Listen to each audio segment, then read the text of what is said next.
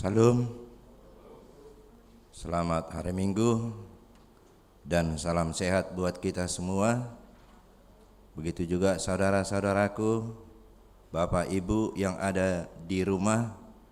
Hari ini kita kebaktian dilaksanakan secara live streaming. Mari kita sama-sama mengikutinya, yang di dalam gereja dan begitu juga yang di rumah. Sebelum kita kebaktian, mari kita saat teduh.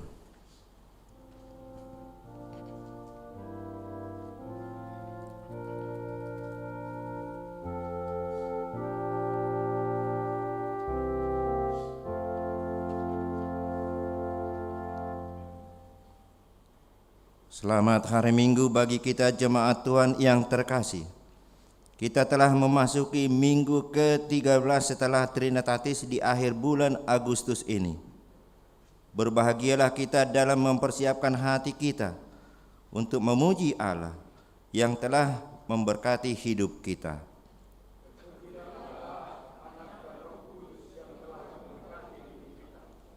Tuhan mengetahui isi hatimu. Untuk itu, marilah kita sambut Dia dengan penuh sukacita. Marilah kita bernyanyi Kidung Jemaat nomor 5.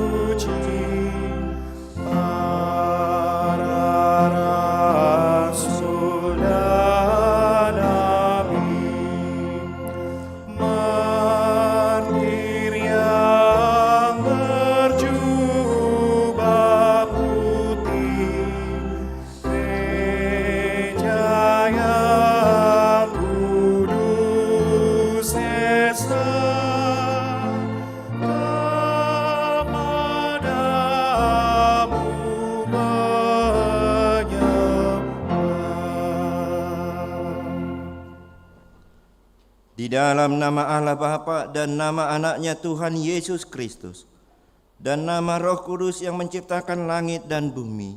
Amin.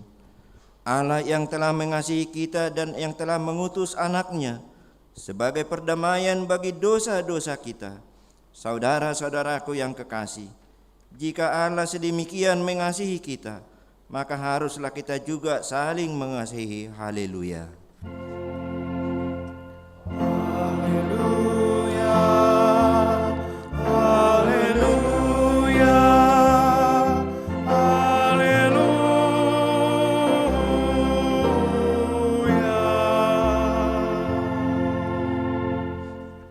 Ya Tuhan Allah yang Maha Kuasa, Maha Benar dan Kudus, Engkau melawan dan memberaikan orang-orang yang congkak, tetapi menginginkan orang-orang yang rendah hati. Karena itu kami memohon kepadamu, tolonglah kami menjauhkan kesombongan, supaya kami jangan tinggi hati, tetapi bimbinglah kami dengan Roh Kudus, supaya kami rendah hati, lemah lembut, penuh cinta kasih, jujur dan sopan terhadap sesama manusia, oleh karena anak-Mu Tuhan Yesus Kristus. Amin. Kita bernyanyi dari Kidung Jemaat nomor 448.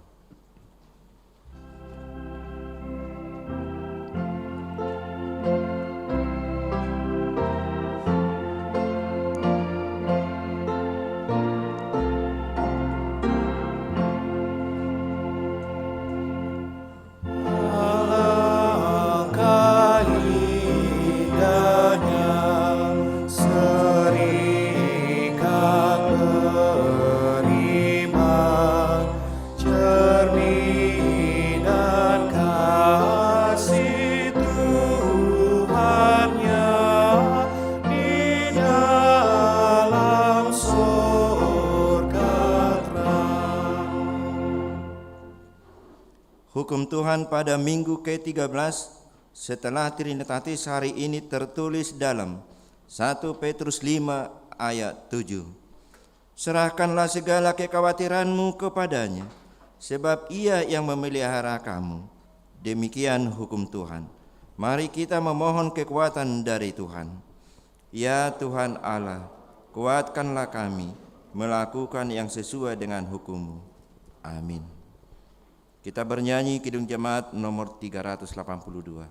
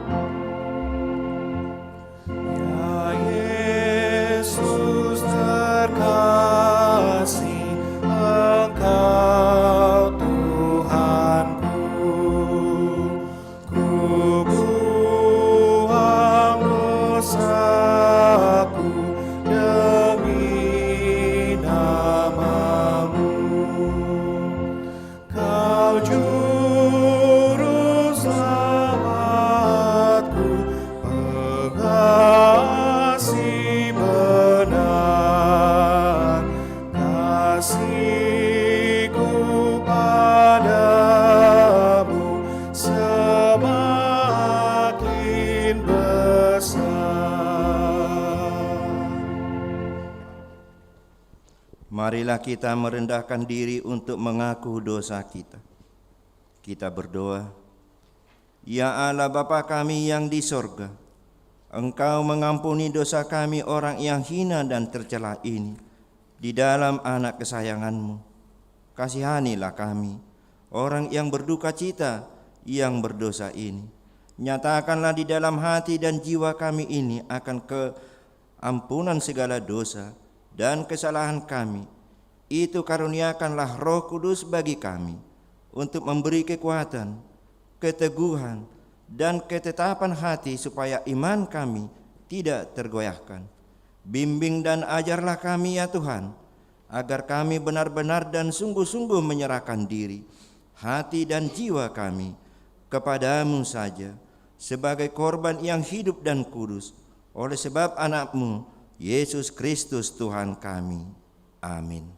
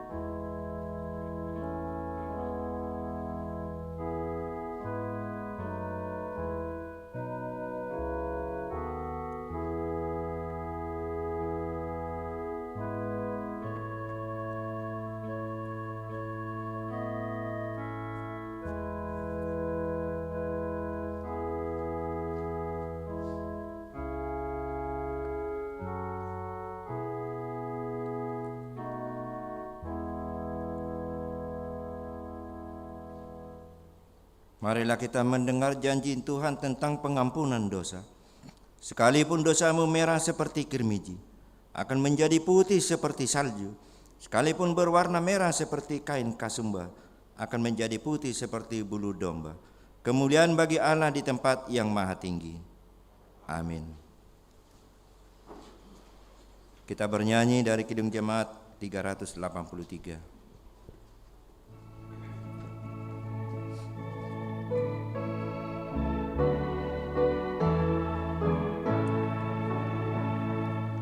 Yesus yang telah ampuni Petrus yang sesat dan menghapus kebimbangan Thomas yang bersyam dan selalu mengasihi murid-Mu. Ia mau menyambuti kau dalam kasih-Nya. Baik kemarin, hari ini, selama-lamanya. Yesus Kristus tak berubah, puji namanya. Puji namanya. Puji namanya.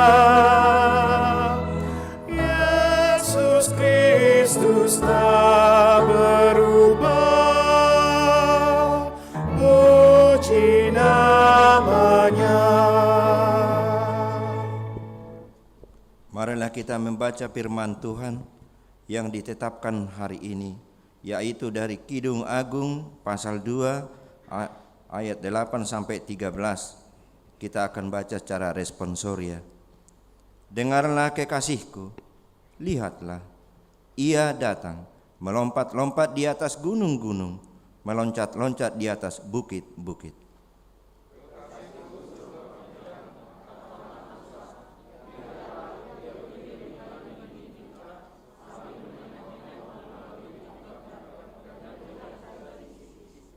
Kekasihku mulai berbicara kepadaku, bangunlah manisku, jelitaku, marilah.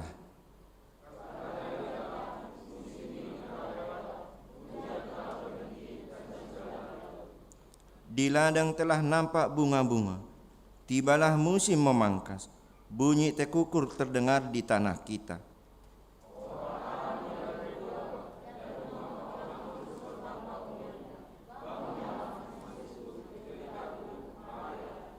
Demikianlah pembacaan firman Tuhan. Berbahagialah orang yang mendengarkan firman Allah serta memeliharanya. Amin. Kita bernyanyi nomor buku Kidung Jemaat nomor 183.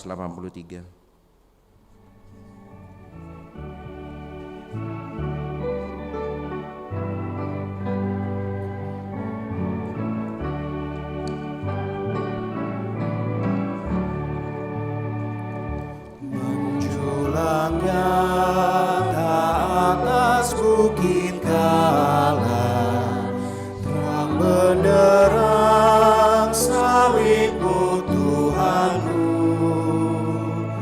Dari sinarnya yang menyala-nyala, memancar kasih agung dan restu. Seluruh umat insan menengadah ke arah cahaya kasih yang mesra, bagai pelang yang karam merindukan di ufuk timur pagi berekah.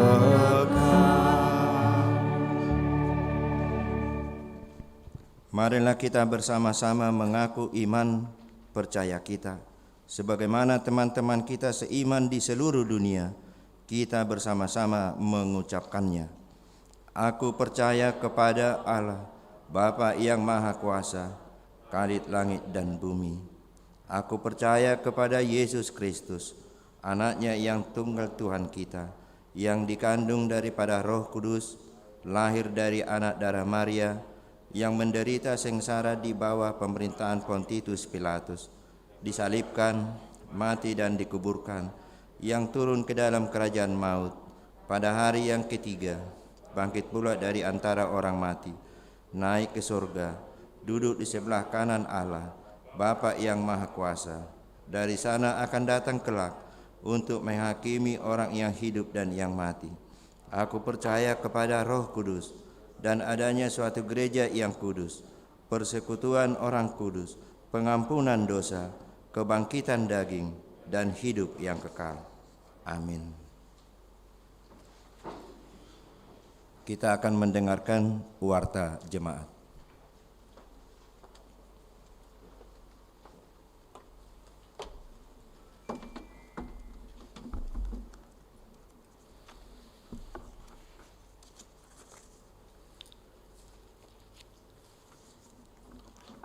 Shalom.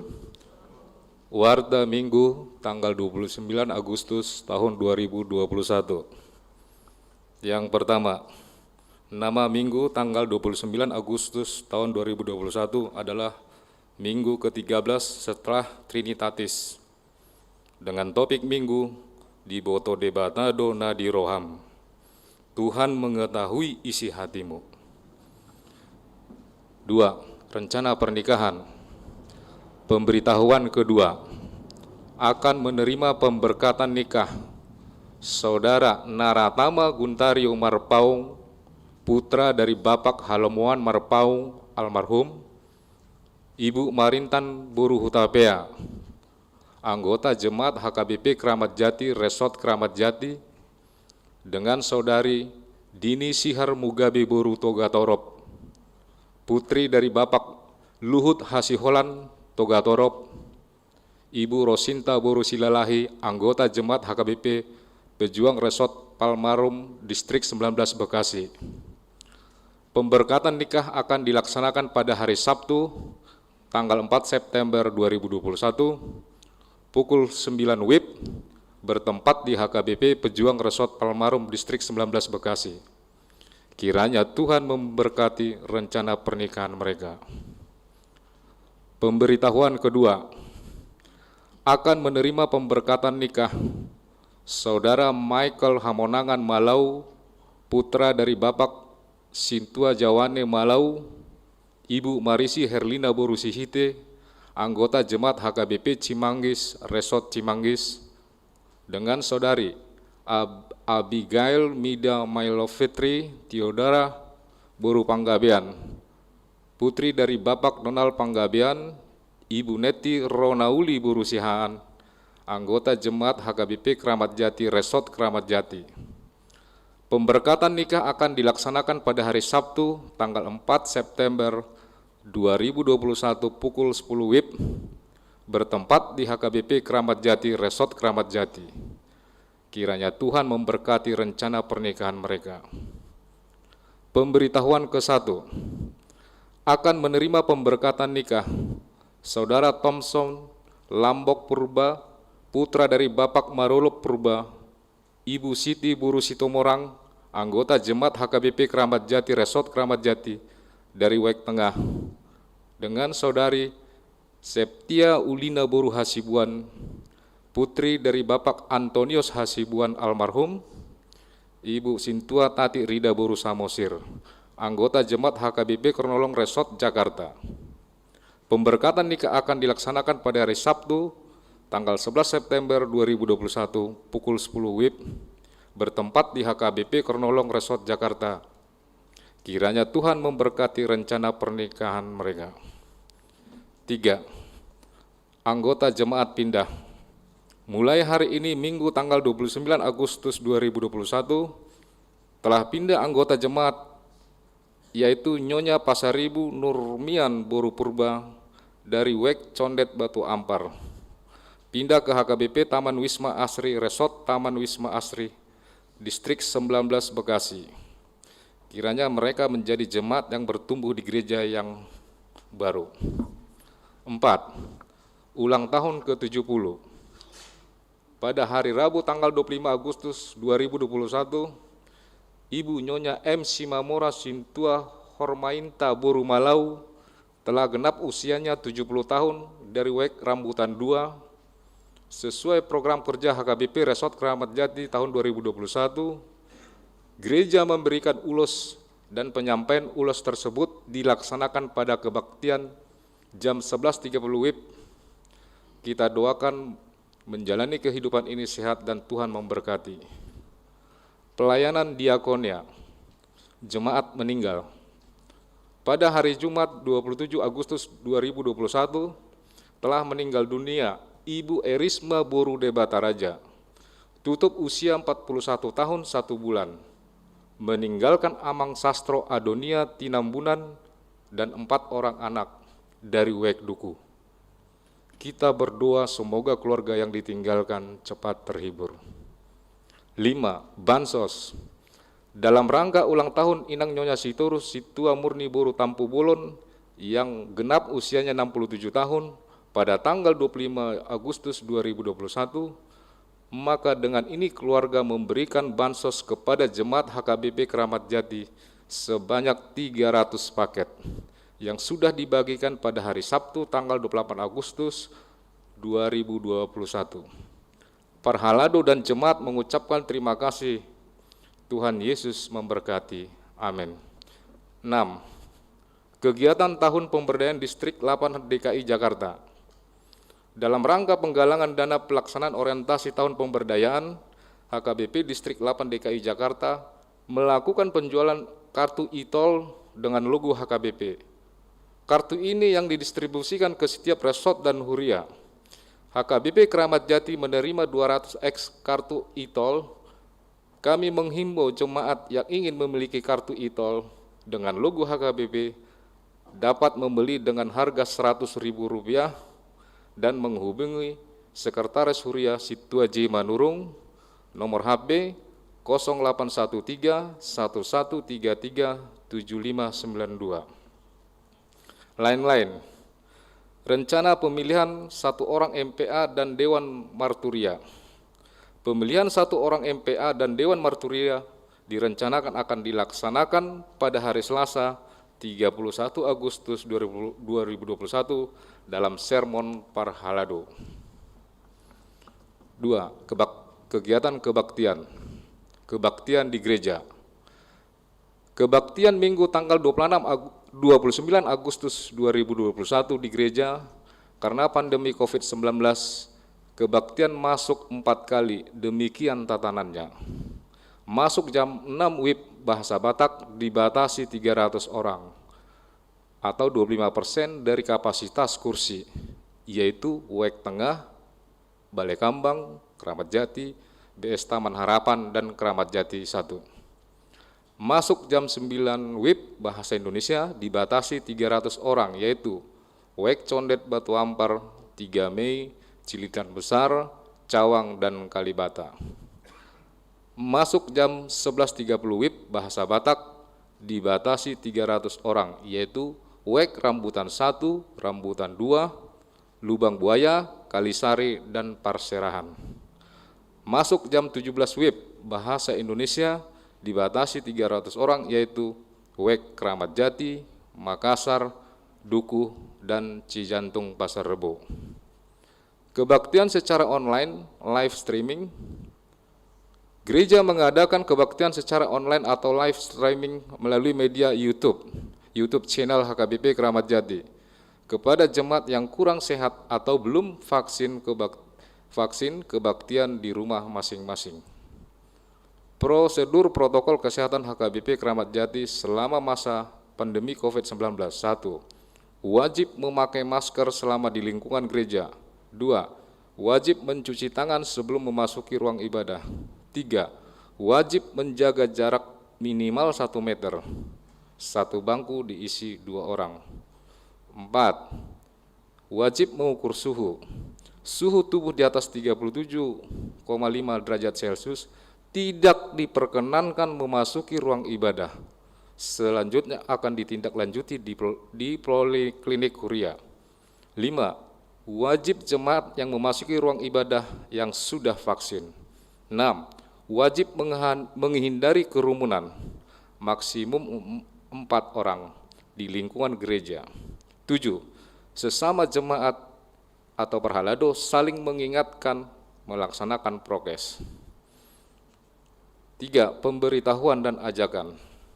Melihat perkembangan kondisi daerah DKI Jakarta yang sudah semakin membaik sampai dengan saat ini, setelah pelaksanaan PPKM level 3 dan berpedoman pada lampiran surat keputusan Gubernur Daerah Khusus Ibu Kota Jakarta nomor 974 tahun 2021 tentang pemberlakuan pembatasan kegiatan masyarakat level 4, nomor 7 tentang kegiatan peribadatan, dan hasil sermon Parhalado tanggal 25 Agustus 2021, maka dengan ini kami menginformasikan kepada seluruh jemaat HKBP Keramat Jati sebagai berikut. 1. Mulai hari ini, Minggu 29 Agustus 2021, HKBP Keramat Jati akan melaksanakan 4 kali ibadah setiap minggu, yaitu Ibadah pertama jam 6 WIB bahasa Batak dengan tatap muka. Ibadah kedua jam 9 WIB bahasa Indonesia dengan tatap muka dan live streaming. Ibadah ketiga jam 11.30 WIB bahasa Batak dengan tatap muka dan live streaming. Ibadah keempat jam 17 WIB bahasa Indonesia dengan tatap muka dengan kapasitas di dalam gedung gereja maksimal 300 orang. 2. Ketentuan untuk pelayan dan jemaat yang akan mengikuti ibadah tatap muka adalah sebagai berikut. A. Usia minimal 17 tahun. B. Kondisi sehat dengan suhu tubuh maksimal 37 derajat Celcius yang dicek saat memasuki gereja. C. Sudah menerima vaksinasi dengan menunjukkan sertifikat vaksin, baik berupa print out atau melalui aplikasi Peduli Lindungi pada ponsel. D. Melaksanakan protokol kesehatan ketat dengan tetap menggunakan masker, mencuci tangan, dan menjaga jarak, dan tidak berkerumunan. E. Petugas Satgas COVID-19 harus dengan disiplin mengingatkan setiap orang yang akan memasuki gedung gereja untuk mencuci tangan dan mengatur tempat duduk bagi jemaat yang hadir. 3. Pelaksanaan ibadah pemberkatan dan peneguhan janji pernikahan dapat dilaksanakan dengan kapasitas 50 orang dengan ketentuan sebagai berikut. A. Usia minimal 17 tahun. B. Kondisi sehat dengan suhu tubuh maksimal 37 derajat yang dicek di saat memasuki gereja. C. Membawa surat swab antigen dengan hasil negatif, khusus keluarga kedua belah pihak peranak dan perburu. D. Sudah menerima vaksinasi dengan menunjukkan sertifikat vaksin, baik berupa print out atau melalui aplikasi Peduli Lindungi pada ponsel. E. Melaksanakan protokol kesehatan ketat dengan tetap menggunakan masker, mencuci tangan, dan menjaga jarak. F. Pihak gereja melalui petugas Satgas COVID-19 akan dengan disiplin mengingatkan setiap orang yang akan memasuki gedung gereja untuk mencuci tangan dan mengatur tempat duduk. G. Untuk poin A, B, C, D, pihak keluarga harus dengan tegas mengingatkannya kepada setiap orang yang diundangnya yang akan menghadiri ibadah tersebut. 4. Pemakaian gedung serbaguna akan dibuka dengan kapasitas 50 orang. 5. Pelaksanaan sermon perhalado, sermon sekolah minggu, dan PHD kategorial, pertangangan WEK di gereja, katekisasi CD reguler, katekisasi CD khusus, konseling pranikah, dapat dilakukan dengan tatap muka dengan berpedoman pada ketentuan-ketentuan di atas. Poin 2 dengan sangat disiplin. Demikianlah pemberitahuan ini disampaikan untuk dapat dimaklumi dan kita laksanakan bersama. Ketentuan ini berlaku sampai nanti ada perkembangan berikutnya, dan jika ada perubahan akan diinformasikan kembali kepada seluruh jemaat. Marilah kita terus berdoa agar kiranya Tuhan memberkati kita dan kiranya pandemi COVID-19 segera berlalu sehingga kita dapat kembali menjalani hidup dan aktivitas dengan nyaman. Salam sehat dan tetap lakukan dengan disiplin protokol kesehatan. Jakarta, 28 Agustus tahun 2021, Pendeta HKBP Resort Keramat Jati, Pendeta Dr. Anna C. Vera Baru Pangaribuan ditandatangani. 4. Panitia HUT ke-57 tahun dan Gotilon. Susunan Panitia HUT ke-57 tahun dan Gotilon dapat kita baca dalam Warta Jemaat. 5. Undangan rapat. Bersama ini diundang rapat Panitia HUT ke-57 tahun dan Gotilon pada hari Senin tanggal 30 Agustus tahun 2021 jam 16 WIB, tempat ruang serbaguna. Adapun yang diundang rapat sebagai berikut. 1. Semua penasehat, pelayan penuh waktu, Dewan Koinonia, Marturia, Diakonia, dan MPA. 2. Koordinator Seksi AMA. 3. Koordinator Seksi Konsumsi. 4. Koordinator Seksi Perlengkapan dan Dekorasi. 5. Koordinator Seksi Dana. 6. Koordinator Seksi Dokumentasi. 7. Koordinator Seksi Humas. 8. Koordinator Seksi Keamanan dan Kebersihan. 9. Semua ketua pengumuman KOR. 10. Semua ketua WEK. Demikian warta minggu ini. Tuhan Yesus memberkati. Amin.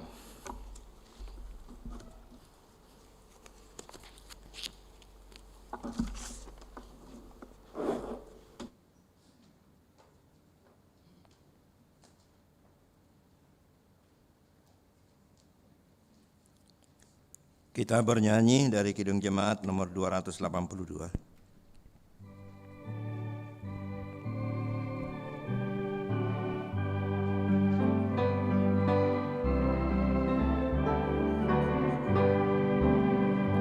Seluruh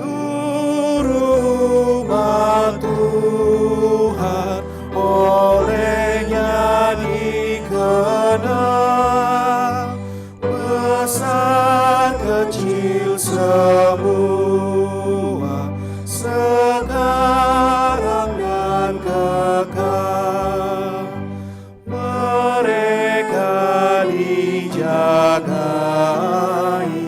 di dalam dunia, baik hidup maupun mati, mereka miliknya. Baik hidup maupun mati, mereka miliknya. Mereka dikenalnya yang hidup beriman, yang patuh dan percaya berdasarkan firman. Firman-Lah yang menjadi santapan yang bakal. Firman-Lah yang menjamin bertahan selamanya. Firman-Lah yang menjamin bertahan selamanya.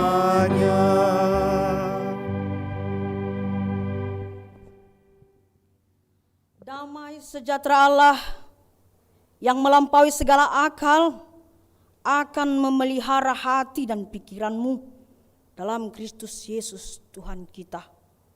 Amin. Bapak, Ibu, dan saudara-saudariku yang terkasih dalam Yesus Kristus, sebelum saya menyampaikan firman Tuhan pada hari Minggu ini yang sangat indah ini dengan cuaca yang cerah dan hati kita yang penuh dengan sukacita, saya ingin menyapa kita semuanya. Secara khusus buat Bapak, Ibu, dan saudara-saudariku yang hadir di gereja ini, dan begitu juga kepada jemaat Tuhan yang pada saat ini berada di rumah atau di mana saja, yang sedang tidur karena sakit, yang duduk, yang lagi melihat acara ini, atau yang sedang berkendaraan mobil, tapi tidak mungkin yang sepeda motor ya. Saya ingin menyapa, Shalom, Horas, Jua-jua. Kalau orang Korea mengatakan hanya show. Dan kebetulan saya juga dibesarkan di Gunung Sitoli, Nias, dari umur 5 tahun sampai SMA kelas 3. Yahoo! Ya, itu saja dulu. Mari kita buka Alkitab kita. Kita buka firman Tuhan yang tertulis di dalam kitab Evangelium Markus pasal 7 ayat 17 sampai ayatnya yang ke-21. Saya akan baca untuk kita semuanya. Demikian firman Tuhan. Sesudah ia masuk ke seluruh rumah untuk menyingkir dari orang banyak, murid-muridnya bertanya kepadanya tentang arti perumpamaan itu. Maka jawabnya, apakah kamu juga tidak dapat memahaminya? Tidak tahukah kamu bahwa segala sesuatu dari luar yang masuk ke dalam seseorang tidak dapat menajiskannya? Karena bukan masuk ke dalam hati, tetapi ke dalam perutnya, lalu dibuang di jamban. Dengan demikian ia menyatakan semua makanan halal.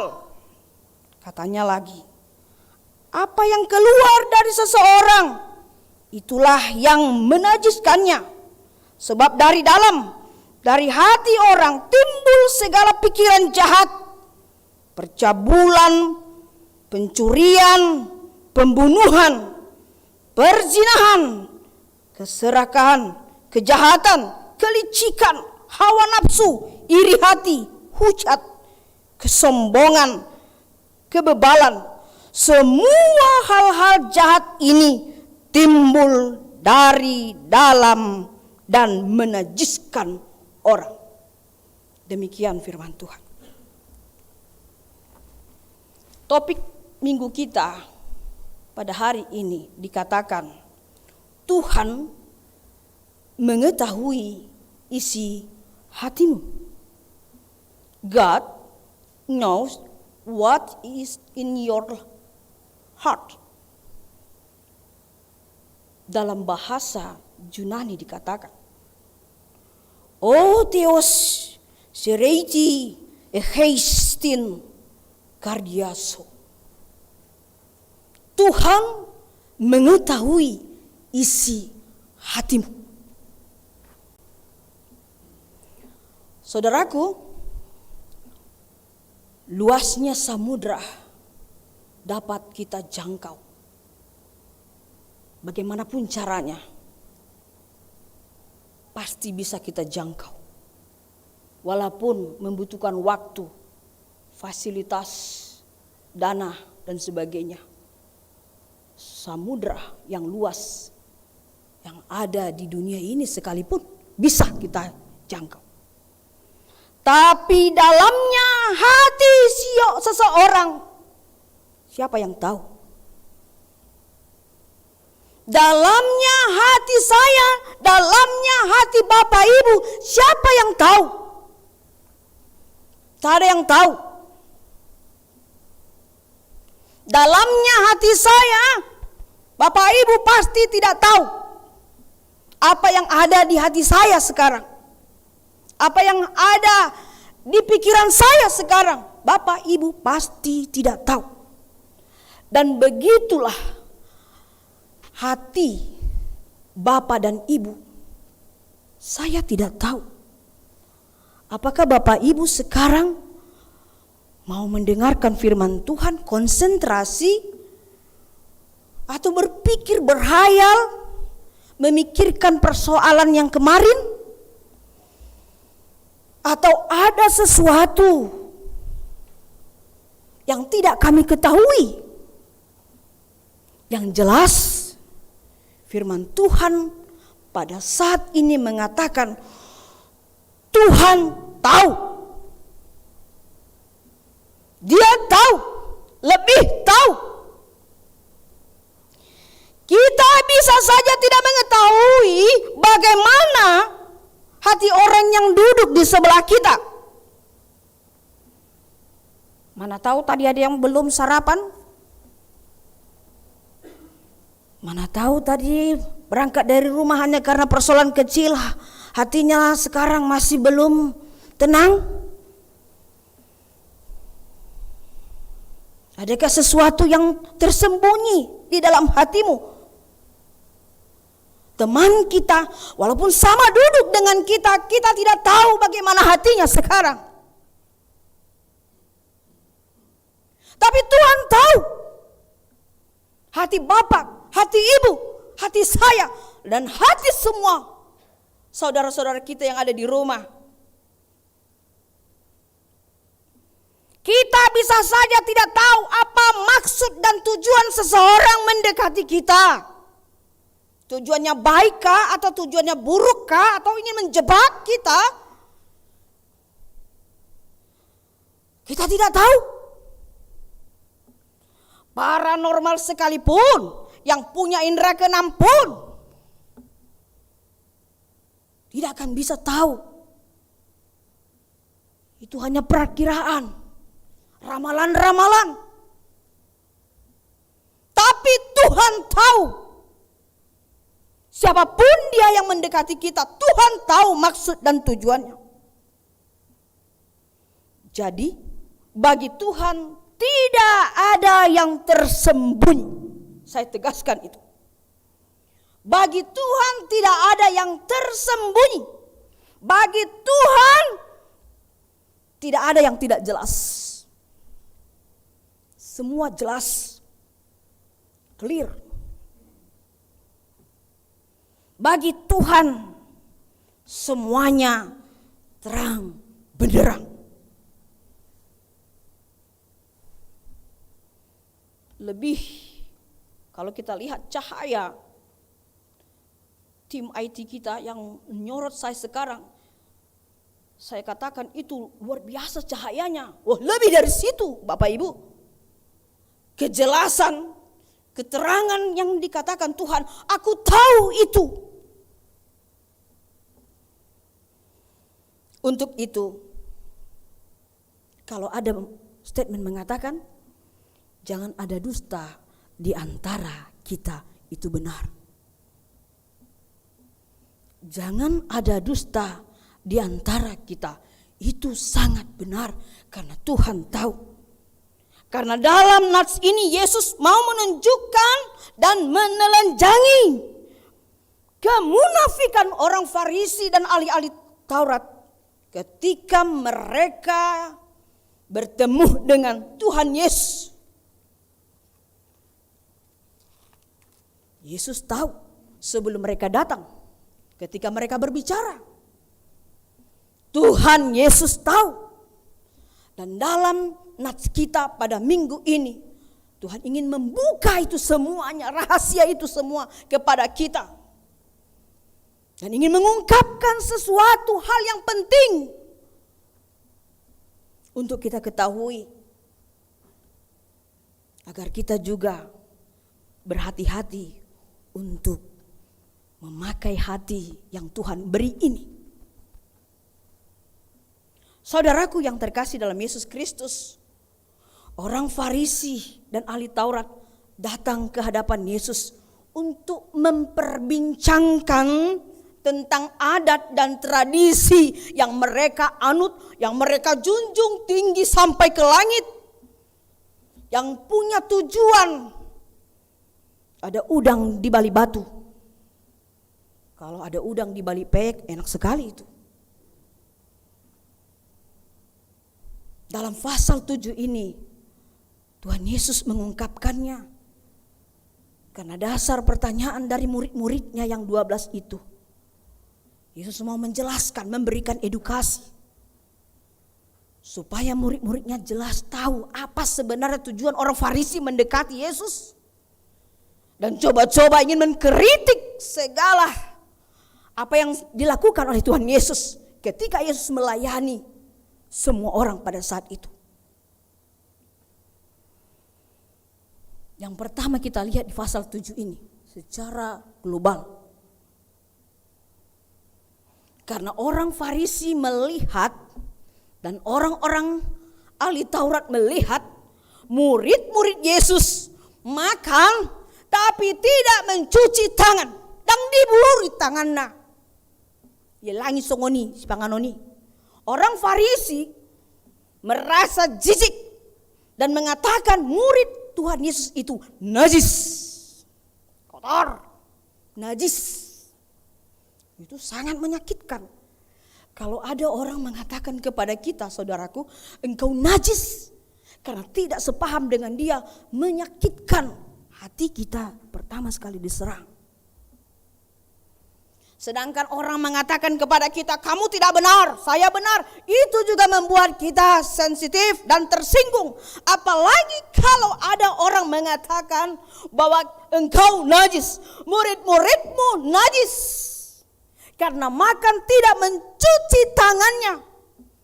Bapak Ibu, ini bukan menekankan cuci tangan supaya tangan mereka bersih dan ketika makan mereka sehat. Bukan ke situ larinya. Yesus tahu itu. Tapi orang Farisi mau mengatakan bahwa cuci tangan itu adalah adat dan tradisi orang Yahudi yang harus dilakukan oleh semua orang. Jikalau tidak melakukan, kamu najis, katanya. Ini persoalan besar pada saat itu. Tidak peduli ada air atau tidak hadir. Yang jelas setiap orang mau makan, menurut mereka harus cuci tangan.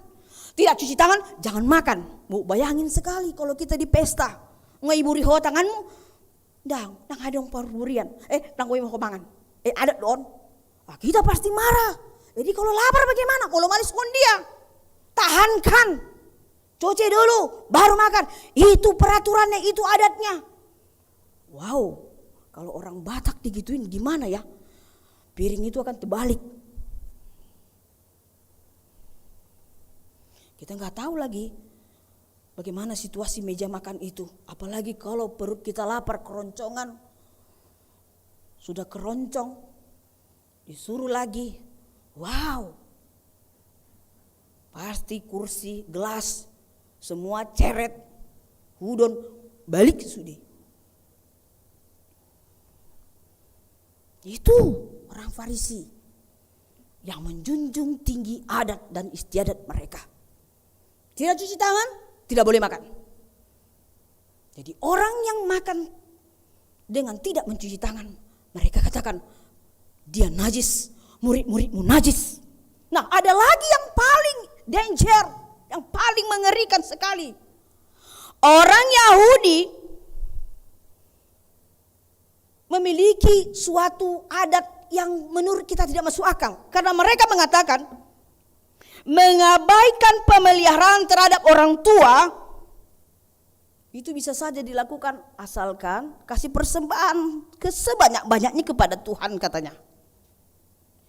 Jadi firman Tuhan, perintah Tuhan, hukum Taurat yang kelima yang mengatakan, hormatilah bapa dan ibumu agar engkau berbahagia dan lanjut umurmu di bumi yang diberikan Allah kepadamu.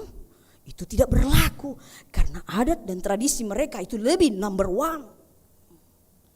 Kasih aja persembahan sebanyak-banyaknya kepada Tuhan, kepada Yahweh Elohim, kata mereka, kepada Tuhan Allah. Tidak perlu merawat, memperhatikan orang tua. Karena nilai persembahan pelean na di pasat na sida tu debata kepada Yahweh Elohim itu nilainya lebih tinggi dari merawat, memelihara, menjaga, menghormati orang tua. Nah, ini bertentangan dong dengan kita orang Batak. Kita jangankan hidup sampai dia mati, tambaknya pun kalau boleh menyentuh langit. Kalau kita pulang ke Samosir, lomba-lomba menaikkan tubuhnya masing-masing. Bacucung baringina, asa diboto. Bayangin, dari hidup orang tua itu sampai naik hosa-hosaon. Berjuang supaya orang tua itu hidup bergembira. Di Leon Pasinapurana, semua diberikan untuk orang tuanya. Karena begitulah yang diajarkan oleh orang tua kita. Na tua-tua tenajolo, parsangapi na torasmu. Mahopogos asal mama mo raso nang akan atau resmi. Tapi orang Yahudi memiliki pengajaran yang menurut kita tidak masuk akal dan mengerikan sekali. Tidak manusiawi. Masa dengan memberikan persembahan sudah lebih hebat itu? Yesus mengkritik semua apa yang dilakukan oleh orang Farisi dan ahli-ahli Taurat. Jadi dalam dialog Yesus kepada orang Farisi dan ahli Taurat, walaupun Yesus hidup dan tinggal di dalam komunitas orang Yahudi, Yesus tahu dan paham betul maksud dan tujuan mereka semuanya. Yesus memberikan kritik, saudaraku. Dia katakan demikian kepada yang merasa benar, yang merasa hebat seperti mereka. Yesus mengatakan dengan lembut sekali, tapi tajam. Sungguh pandai kamu menyampaikan firman Tuhan, supaya kamu memelihara adat istiadatmu sendiri. Sungguh luar biasa doh. Sungguh pandai kamu menyampaikan firman Tuhan, supaya kamu memelihara adat istiadatmu sendiri. Itu kata Yesus kepada orang Farisi. Hampir mereka malu dan hampir mereka meninggalkan Tuhan Yesus. Karena ternyata maksud dan tujuannya sudah ditebak, sudah diketahui oleh Yesus Kristus. Karena mereka sengaja untuk mencari, menggali segala kesalahan. Kapan Yesus silap, kapan Yesus tidak tahu menjawab, kapan Yesus bisa dipermalukan oleh mereka. Makanya orang Farisi, mereka hanya berani berbicara tentang ilmu yang mereka miliki, tapi berani ketika di hadapan orang. Kalau face to face, 1 lawan 1, mereka tidak berani berhadapan dengan Tuhan Yesus. Tetapi di hadapan orang, wah, suara mereka lantang sekali. Tidak perlu pakai toa atau mic. Karena tujuannya adalah jahat. Yesus menekankan suatu perkataan yang tadi. Yesus menekankan bukanlah apa yang masuk yang menajiskan seseorang, tapi apa yang keluar dari tubuh orang tersebut. Kalau kita baca, saudaraku, di ayat 20 sampai 23 tadi, Yesus memaparkan semua perbuatan mereka dan perbuatan setiap orang-orang jahat. Coba kita lihat, mari kita lihat Alkitab kita. Apa dikatakan di ayat 20? Wow. Ya. Apa yang keluar dari seseorang itulah yang menajiskannya. Ayat 21. Sebab dari dalam, dari hati orang timbul segala pikiran jahat, percabulan, pencurian, pembunuhan, perzinahan, keserakahan, kejahatan, kelicikan, hawa nafsu, iri hati, hujat, kesombongan, kebebalan, dan banyak lagi. Yesus mulai menelanjangi mereka. Yesus mengkritik mereka habis-habisan. Memang sekali-sekali orang-orang seperti itu harus diberi pelajaran. Yesus juga memberikan edukasi kepada mereka supaya tidak mempertahankan gijang niroha, kesombongan mereka di hadapan Tuhannya. Saudaraku, Bapak Ibu yang terkasih dalam Yesus Kristus, seorang penulis buku yang bernama Aria de Cooper mengatakan demikian. Bila Injil disesuaikan dengan kebudayaan, maka bahaya sinkritisme selalu mengancam. Sinkritisme adalah percampuran elemen-elemen yang saling bertentangan. Kalau Injil, tradisi, budaya dicampur-campur, mana yang mau kita ikuti? Itulah yang selalu dikatakan umat Tuhan, mana yang kami ikuti? Inikah yang benar atau inikah? Mana peraturan yang benar? Mana aturan yang jelas? Jangan digado-gadoin seperti kita makan gado-gado. Dicampur semuanya, bingung di mana ini rasa pedas kah atau maricanya kah yang membuat kita pedas atau cabenya? Manakah yang membuat enak, bawangnya kah? Itu juga ditanya, bawang putihnya kah atau bawang merahnya kah? Atau ini semua karena penyedap rasa, Reiko, Masako? Mana yang membuat enak? Jadi kalau ini dipertahankan Injil dan adat dan tradisi manusia, digado-gadokan, dicampur, bahaya sinkretisme. Bapak Ibu Saudaraku yang terkasih, hidup ini harus jelas, supaya terang, supaya kita tahu mana yang benar. Apabila keaslian Injil dikorbankan demi keaslian kebudayaan manusia, hancur, rusak sudi. Kalau kita mau tegas, kita adalah orang yang sudah belajar dari mulai kita TK, SD, SMP, SMA, bahkan perguruan tinggi, tingkat-tingkat seminar, dan banyak yang sudah kita pelajari. Baca buku, tabloid, dan sebagainya, berita. Kita bisa mengatakan adat adalah pemberian Tuhan. Tidak ada yang salah dengan adat. Tradisi, budaya, tidak ada yang salah di situ. Itu adalah si leon-leon de batadoi, anugerah itu, pemberian itu. Tidak ada yang salah di situ. Adat adalah pemberian Tuhan untuk dipakai menyampaikan berkat kepada manusia dalam kehidupan bermasyarakat. Tapi harus perlu digarisbawahi, saudaraku. Adat tradisi boleh terlaksana, tapi dengan catatan sebagai kita umat pilihan Tuhan, imamat yang rajani, janganlah bertentangan dengan firman Tuhan, atau lebih tinggi adat itu daripada Injil Tuhan. Makanya kadang-kadang saya heran kalau ada orang mengatakan kepada yang seseorang, dah martuan ho, dia senyum, ho lae, ho dah, aduh hatam, dia senyum, ale bereng mak, katakanlah kepadanya, kamu manusia tidak beradat, apa? Wah langsung diasa itu goloknya, gak dia papain, hanya biasa aja maksudnya. Hanya biasa aja, bukan untuk dia papain, hanya supaya dia tahu bahwa dia marah. Jangan dibilang dia manusia tidak beradat, itu penting adat itu.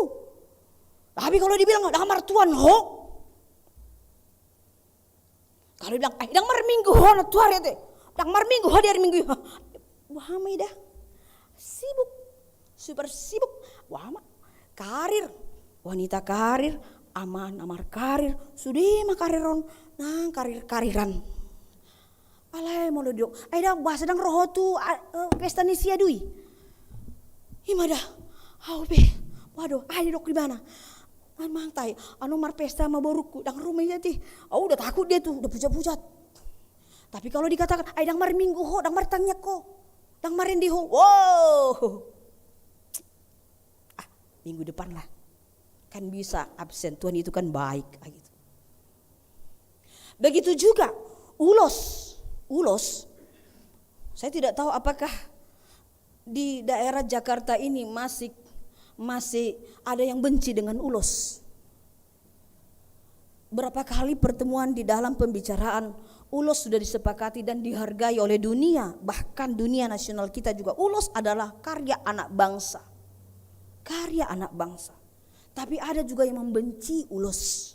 Mungkin sampai saat ini. Tapi kita tahu ulos bisa dipakai, itu adat Amanginang, itu tradisi budaya ulos. Orang Batak, Sumatera Utara, itu dipakai. Parhitian ni di batado hilau mameakon pasu-pasu. Tu anakna, tu boruna, tu berena, tu pahopuna. Parhitian doi, itu jalan kita menyampaikan berkat Tuhan. Tapi bukan ulos itu yang berbicara untuk memberkati kita, tetapi firman Tuhan yang sudah masuk ke dalam ulos itu. Dungi dia pehon ma diberikan kepada orang yang mau diberkati oleh firman Tuhan.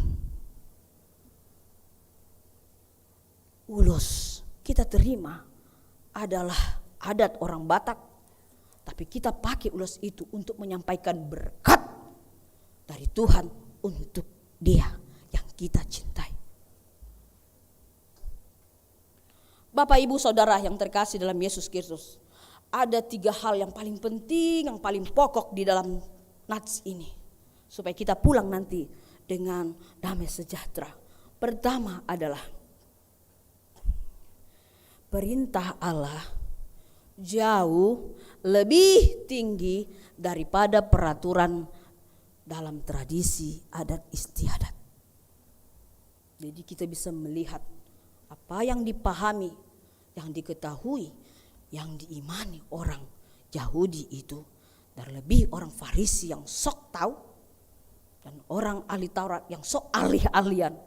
Ini kita bisa katakan perintah Allah jauh lebih tinggi daripada peraturan dan tradisi adat istiadat. Jadi cuci tangan adalah hal yang paling baik. Amang Sintua yang mengarahkan kita untuk tunduk kepada prokes. Cuci tangan sesering mungkin itu bagus untuk demi kebersihan kita, menjaga kita supaya sehat, panjang umur semuanya. Tapi kalau dikatakan mencuci tangan adalah suatu tolak ukur dan menilai iman seseorang, harus kita katakan itu salah. Jangan dong kita mengukur orang dengan cuci tangan. Apa hubungannya? Jaka sembung bawa golok gak nyambung, Bok. Masa karena persoalan cuci tangan dia mengukur iman kita, dekat kita kepada Tuhan atau tidak, lalu dia katakan kita najis? Oh, no, tidak. Tidak ada yang bisa menilai orang dengan hanya persoalan cuci tangan. Tetapi cuci tangan menjaga kesehatan, benar. Ayo kita cuci tangan. Saya juga cuci tangan. Gak ada air sanitizer kita bawa kemana-mana. Terus kita bawa kemana-mana. Sekarang harus ingat sanitizer dibawa daripada HP. Iya kan Amang Inang? Iya. Mana yang penting, bawa HP atau sanitizer? Pakai masker. Iya kan? Oh, sekarang tidak perlu lagi kita beli listrik. Jadi sekarang ada juga positifnya corona ini. Nggak ada biaya beli listrik lagi karena nggak ada gunanya. Iya kan? Mau harga berapa listrik kita ini? Ya kan Inang? Nggak ada. Tutup semua. Tutup. Mau beda apa kita pakai? Tutup. Ultima entah apapun mereknya itu. FIFA. Nomor berapapun FIFA-nya. Tutup. Semua tutup, biar sehat, biar bersih. Tapi jangan dikatakan hanya persoalan cuci tangan, sanitizer, dan masker, mengatakan, oh tidak ada imanmu, najis kamu ya. Oh tidak, jangan katakan itu, Tuhan marah. Karena segala sesuatu tidak bisa diukur, iman seseorang tidak bisa diukur dengan semua itu. Ada lagi yang paling penting. Persoalan makan daging yang pakai darah enak bukan? Saya penggemar setia dengan Namargota. Jadi kamu mau lihat kamu tahu Namargota, manut Namargota, daging jagal Namargota. Aduh, saya nomor 1 antri di depan. Tapi bagi kita yang suka makanan daging Namargota yang enak itu, kalau ada saudara kita yang tidak suka dengan makanan yang tidak margota, yang tidak pakai darah, hargai mereka. Makanya kita orang Batak saya lihat sudah luar biasa bijaksananya. Wah, di mana-mana. Si panganan baru nami tua kepersubang.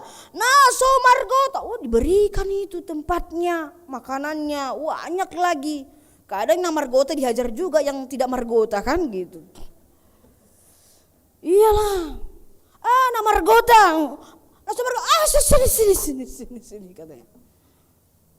Bagi yang tidak makan namargota hargai dong. Mungkin mereka dengan ada faktor kesehatan atau mereka tidak terbiasa dengan itu, silakan. Tapi jangan kita mengatakan mula maho si panganon tangi botohona tabon pulang kamu. Atau sebaliknya, bagi orang yang tidak makan margota, tidak suka makanan daging yang diberikan bumbu darah. Kalau lihat kawannya yang suka margota seperti saya, jangan dong saya dibilang, enggak najis kamu ya. Bos, saya bisa marah. Tambah 3 kali lagi kalau boleh. Ada orang gitu kan, marah tambah terus. Iya, kalau dimarahi tambah, banyak persoalan makin tambah dia makan. Jangan dong diukur dengan makanan, orang diukur dengan imannya. Dengan cuci tangan orang diukur dengan imannya. Wow, jangan. Terjadi nanti sinkretisme tadi. Kacau kita. Jangan. Yang kedua, yang mau dikatakan nats ini saudaraku. Hendaknya kita mengenal Allah dengan baik. Seperti Allah mengenal kita dengan baik. Allah peduli kepada kita, kita juga harus peduli dong dengan perasaan Allah kita. Allah peduli, Allah mengerti, kita juga harus mengerti dong. Kita harus paham lah. Kita harus mengenal Allah kita itu apa yang dia sukai, apa yang tidak disukai Tuhan. Jangan kita suka-suka. Allah mengasihi kita, kita juga harus mengasihi Allah. Itu patik raya. Allah ngidi Batam. Sia nasa roham, sia nasa hati-hatiam, sia nasa ngolum. Kasih Tuhan Allahmu dengan segenap hatimu, dengan segala hidupmu, dan total semua kasih Tuhan Allahmu. Dan kasih sesamamu manusia seperti dirimu sendiri. Dia mengasihi kita, kita juga harus menunjukkan itu bahwa kita adalah anak-anak Tuhan yang mengasihi Allah kita. Jangan kita aja yang perlu dipedulikan dan kita dikasih. Apa respon kita kepada Tuhan yang sangat baik itu? Ketiga, Allah mengetahui isi hati setiap manusia. Allah mengetahui isi hatimu. Kalau dalam terjemahan bahasa Yunani tadi, kardiaso itu jamak amanginang. Itu bisa diberikan kepada semua orang, anak-anak, remaja, naposo, ama, ina, na tua-tua nami, akalansia. Ini semua diberikan. Hatimu bentuk jamak, bukan kepada hanya pada orang Farisi mau dikatakan ini, bukan hanya kepada ahli-ahli Taurat ini, bukan kepada hanya orang berpangkat, orang kaya, kepada orang-orang miskin, orang-orang yang tidak berdaya, kepada semua orang ditujukan firman ini. Allah mengetahui isi hatimu karena Dia yang menciptakan kita semua. Dia berikan hati kepada kita, Dia tahu isi hati kita, kekuatan hati kita, kemampuan hati kita, dan gerakan hati kita. Hati dalam bahasa Yunani sama dengan jantung. Allah tahu kapan jantung kita berdetak, kapan jantung kita iramanya kurang, dan kapan jantung kita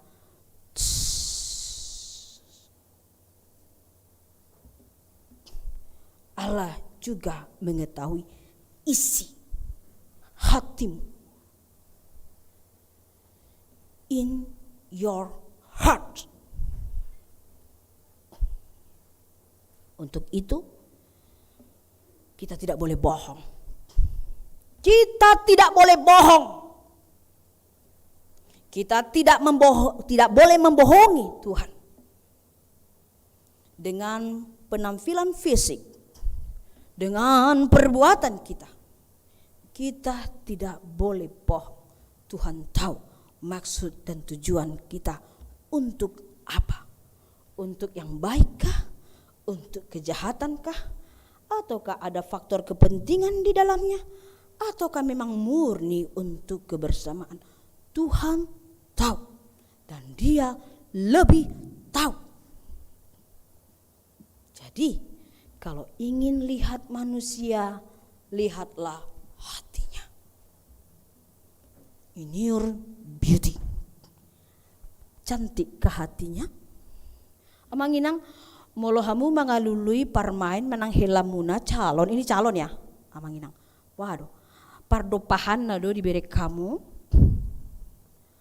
Naik apa dia ke sini? Naik angkot, Mak. Naik angkot. Apa merek HP-nya? Samsung. Tipe apa? Ganteng kah? Cantik kah? Di mana dia kerja? Berapa penghasilannya? Kalau kita hanya melihat orang dengan casingnya saja, di toko Cina banyak kali casing dari harga yang termurah, harga 20.000 sampai harga jutaan ada casing. Kalau kita cari. Tapi Tuhan katakan, kalau ingin melihat hati manusia, hati seorang, lihatlah hatinya. Kalau ingin melihat manusia, lihat hatinya. Dari buah-buah perbuatannya, bukan perbuatannya. Apakah hasil dari perbuatannya itu dapat menjadi pujian bagi Tuhan atau memuji dirinya sendiri? Ataukah perbuatannya itu menjadi buah yang termanis untuk Tuhan, ataukah untuk mengagungkan dirinya sendiri? Farisi dan ahli Taurat sudah dikatakan Yesus bahwa mereka hanya mencari kebenaran mereka sendiri, bukan terletak pada adat tradisi yang mereka katakan tadi. Mereka jahat. Saudaraku yang terkasih dalam Yesus Kristus, ada kata tulisan yang sangat indah dari Martin Luther, seorang tokoh reformasi kita. Dia katakan, siapa yang dibenarkan oleh iman, ia akan meresponnya dengan ucapan syukur, dengan kasih yang sempurna. Jadi mari kita lakukan firman Tuhan ini. Action. Jangan hanya kita dengar, mari kita lakukan supaya Tuhan bangga dan tersenyum melihat perbuatan buah-buah roh itu. Amin, kita berdoa. Terima kasih Tuhan Yesus, Engkau sangat baik memberikan firman edukasi yang membawa kami kepada kejernihan, kebenaran yang jelas dan sangat jelas, transparan. Berkatilah Tuhan firman-Mu menjadi kekuatan bagi kami. Berkatilah firman-Mu Tuhan agar kami semakin teguh dalam iman kami, agar kami dapat melaksanakannya dengan baik dan benar, tanpa ada maksud yang lain, tapi untuk kebenaran Injil Tuhan. Dan pada kesempatan yang indah ini, perkenankanlah kami Tuhan untuk menyampaikan doa-doa syafaat kami, permohonan kami. Kami percaya Tuhan mendengar seruan, permohonan dan doa kami ini, agar segala sesuatu yang kami minta di hadapan Tuhan dapat Tuhan kabulkan sesuai dengan kehendak-Mu saja. Tuhan Yesus, kami mau sampaikan doa permohonan kami kepada anak-anak kami yang ingin melangsungkan pernikahan pada waktu yang dekat ini. Kepada Naratama Guntario Marpaung dan Dini Sihar Mugabe Buru Togatorop, Tuhan Yesus berkati rencana pernikahan anak-anak-Mu ini. Begitu juga Mikhail Hamonangan Malau bersama Abigail Mida Milo Fetri Theodora Boru Panggabean, berkati rencana pernikahan mereka. Dan juga kepada Thompson Lambok Purba dengan Septia Ulina Boru Hasibuan. Tuhan berkati anak-anak-Mu ini supaya mereka berbahagia pada saat pemberkatan Tuhan pada mereka. Begitu juga Tuhan Yesus, kami kami ingin menyampaikan permohonan kami, di mana pada saat ini Tuhan, inang kami Nyonya M. Simamora Sintua Hot Maininta Boru Malau yang genap umurnya 70 tahun pada tanggal 25 Agustus yang lalu. Tuhan tambahkan hikmat dan kebijaksanaan. Berikan juga Tuhan kesehatan agar inang kami selalu berbahagia di dalam Tuhan. Begitu juga Tuhan, kami mau serahkan kepada tangan-Mu keluarga amang kami, Sastro Adonia Tinambunan, dan keempat anaknya, di mana mereka dalam keadaan berduka. Engkau telah panggil ke sisi-Mu inang kami Erisma Boru di Bataraja. Hiburkan hati mereka yang berduka. Hapuslah setiap air mata jemaat-Mu Tuhan, dan berikan roh pengertian bahwa kematian bukan akhir dari segalanya, tetapi awal menuju kehidupan selamanya. Begitu juga Tuhan, kami mau berdoa buat inang kami Nyonya Sitorus, Inang Sintua Murni Boru Tampu Bolon, yang memberikan hatinya kepada Tuhan dengan mempersembahkan 300 paket untuk gereja-Mu. Tuhan tambahkan sukacita dan rezeki kepada beliau, agar dia senantiasa dekat kepada Tuhan dan terus menerus untuk merendahkan hatinya di hadapan Tuhan Yesus. Kami juga berdoa untuk segala program pelayanan di gereja-Mu ini Tuhan, dalam pelayanan, cara ibadah, minggu, pertanyaan, PHD, dan segalanya Tuhan. Tuhan, Engkaulah yang memimpin kami, para parhalado, untuk bisa melayani dengan sepenuh hati bersama jemaat-Mu. Dan begitu juga kepada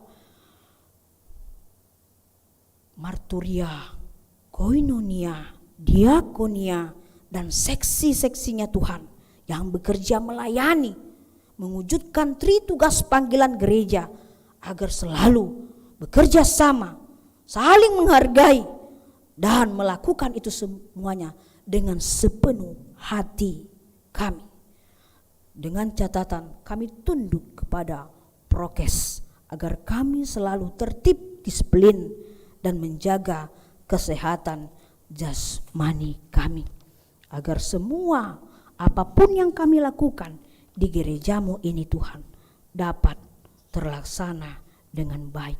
Cara khusus buat tim IT kami, Tuhan tambahkan kesabaran, tambahkan hikmat dan kesehatan, karena mereka selalu bekerja keras untuk membantu dalam pelayanan di gereja-Mu ini. Berkati anak-anak-Mu itu Tuhan. Dan pada kesempatan ini juga Tuhan Yesus, kami mau berdoa buat jemaat-Mu, saudara-saudari kami yang sakit hingga pada saat ini, yang terbaring di rumahnya karena sakit dan tidak bisa hadir di tempat ini, dan mereka hanya mengikuti ibadah di rumah, di tempat mereka masing-masing. Tuhan berkatilah Amang Sintua STR Siregar, Yuliana Boru Sihotang, Amang Sintua LRR Boru Sormin, Amang Sintua B Sidauruk, Nyonya Munte Boru Raja Gugu, Amang Sopar Panjaitan, Nyonya Aritonang Boru Simorangkir, Nyonya Panjaitan Boru Simanjuntak, Nyonya Simanjuntak Boru Siang, Nyonya Turnip Boru Sialoho, Nyonya Nainggolan Boru Turnip, Amang B Sibarani, Amang K Marpaung, Nyonya Sintua Simamora Boru Aritonang, Nyonya Pangaribuan Boru Samusir, Amang M Marbun, Amang C Tambunan, Amang RS Pardede, Nyonya Panggabean Boru Tagalong, Nyonya Tinambunan Boru Simamora, Nyonya Purba Boru Silaban, Nyonya Gultom Boru Tambunan, Halundang boru Siregar, Nyonya SBP Siregar boru sian, Amang BMP Marpaung, dan Denis Hasibuan, Nyonya sian boru Tampu Bolon, Nyonya Marpaung boru Purba, Nyonya Sirait boru Sitorus, Amang Hasitio, Amang TP Aritonang, Mang Lumongga Hasibuan, Fiesti boru Sianturi, Amang TN Sitorus, Nyonya Sirait boru Dolok Saribu, dan Amang kami Sintua Hasitorus. Tuhan, jaga mereka, jaga hati mereka, yakinkan mereka akan sehat. Jangan berikan mereka untuk putus asa, tapi Tuhan adalah tabib yang dapat menyembuhkan setiap tubuh yang sakit menjadi sehat. Kami percaya itu Tuhan. Begitu juga kepada saudara-saudari kami yang terbaring di rumah sakit, dirawat di rumah sakit, yang sampai saat ini Tuhan berikanlah kepada mereka kekuatan dan hiburkan hati mereka. Kepada Maria Valentina Boro Siringo-ringo, Nyonya MT Tambunan Boro Simanjuntak, Jessica Boru Marbon, Nyonya Sihite Tiburu Purba, Mahela Sihite, Rosalin Sihite, Geral Hutagaul, Gradi Hutagaul, Amang M Sihite, Hasim Bolon, Amang P Lumban Gaul, Nyonya Lumban Gaul Boru Tobing. Tuhan, kami tidak tahu apa yang mereka rasakan saat ini. Kami tidak tahu bagaimana kondisi kesehatan mereka di rumah sakit. Tapi kami tahu Tuhan akan merawat dan melawat mereka di tempat pembaringan mereka. Tuhan, pulihkanlah jemaat-Mu yang sakit. Hiburkanlah jemaat-Mu yang berduka. Tambahkan sukacita bagi yang berulang tahun panjang umur, dan bagi yang berulang tahun pernikahan mereka. Berkatilah Tuhan anak-anak kami yang sekolah sistem virtual daring. Tuhan, tambahkan kecerdasan, semangat untuk belajar. Walaupun mereka stay at home, belajar, berjumpa dengan guru dan teman-temannya hanya dengan cara daring. Tuhan, mampukan anak-anak kami itu untuk selalu tekun di dalam belajar, sehingga orang tua mereka bangga dan senang kepada semua anak-anak kami. Untuk itu kami mau serahkan semua jemaat-Mu yang kami kasih, anak-anak kami sekolah minggu, remaja, naposo, bulung, ama, ina, dan kepada orang tua kami yang lansia. Berkati, lindungi, jaga kami semuanya seperti biji mata-Mu. Terima kasih Tuhan, ampunkanlah kesalahan kami agar kami layak di hadapan-Mu. Dalam Yesus Kristus kami telah berdoa. Amin. Mari kita puji Tuhan sampai menyampaikan persembahan.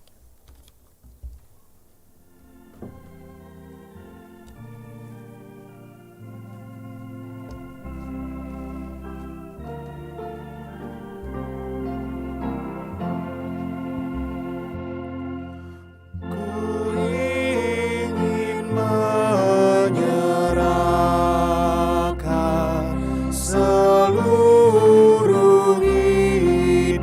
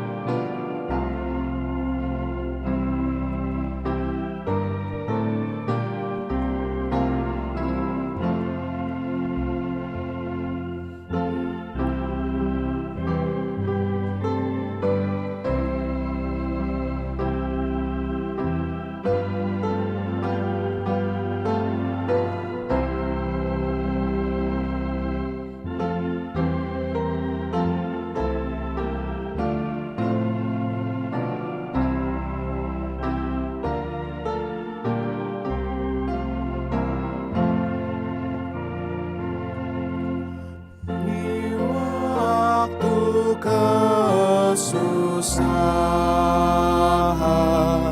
tak usah ku gentar. Diberinya perlindungan, hatiku pun segar. Darahnya dicurahkan, nyawanya pun diberi. Teruraslah jiwaku, hidupku berseri. Marilah kita berdoa untuk menyerahkan persembahan kita kepada Tuhan. Ya Allah Bapa kami yang di sorga, kami mengaku bahwa Tuhan adalah sumber dari segala karunia yang melimpah dalam kehidupan kami masing-masing. Sebagian daripada karunia itu kami serahkan kembali sebagai persembahan kepada Tuhan. Terimalah dan berkatilah persembahan umat-Mu ini, agar dapat kami pergunakan untuk pekerjaan dan pelayanan kerajaan Tuhan di dunia ini. Bukalah hati kami untuk mengenal betapa banyak berkat dan karunia yang kami peroleh dari Tuhan, supaya kami senantiasa bersyukur kepadamu. Di dalam nama Yesus Kristus Tuhan kami. Amin. Tuhan karuniamu, roh dan jiwaku semua, nyawa juga hidupku, harta milikku semua, ku serahkan padamu untuk selama-lamanya. Bapa kami yang di surga, dikuduskanlah namamu, datanglah kerajaanmu, jadilah kehendak-Mu di bumi seperti di surga. Berikanlah kami pada hari ini makanan kami yang secukupnya, dan ampunilah kami akan kesalahan kami, seperti kami juga telah mengampuni orang yang bersalah kepada kami. Dan janganlah membawa kami ke dalam pencobaan, tetapi lepaskanlah kami daripada yang jahat. Karena Engkau punya kerajaan dan kekuasaan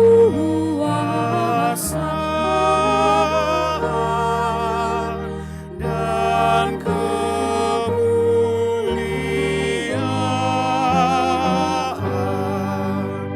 sampai selama-lamanya.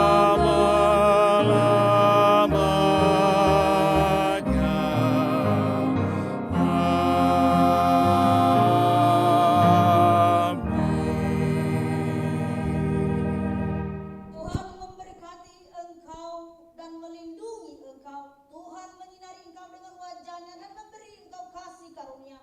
Tuhan menghadapkan wajah-Nya kepadamu dan memberi engkau damai sejahtera. Amin. Amin.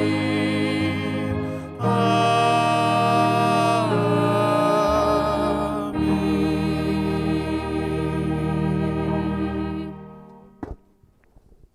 Shalom, selamat hari Minggu.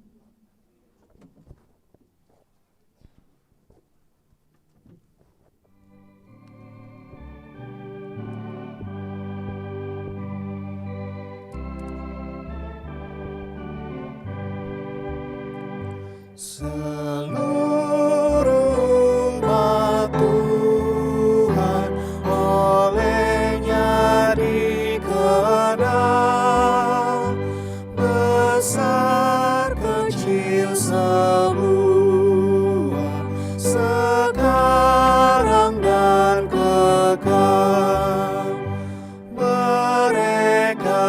gereja